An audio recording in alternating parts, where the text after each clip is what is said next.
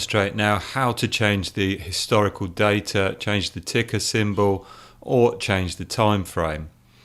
Everything that we do connected to the market is contained here on the left, usually coloured in yellow. So I'm going to change this from the model I'm using here is the MFI model, and I'm going to change this from the SPY ETF to the Qs. So the first thing I do, if I'm using the macros in the latest version, is just click the button here.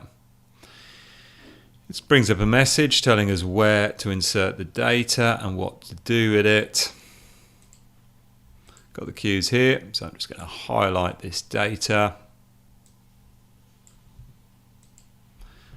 Press Ctrl C or right click copy.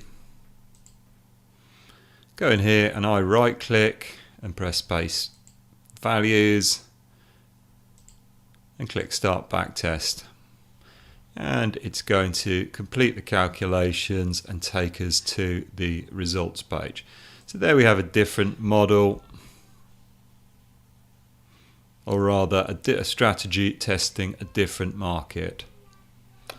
Now there's another thing that I'm going to show you here, and this setting is in the results tab, and it is the advanced settings, and you can choose the type of data that you're using. So if you're testing intraday data, you'll have a time, so it will require another column, and if you're testing volume, you will need to add the volume.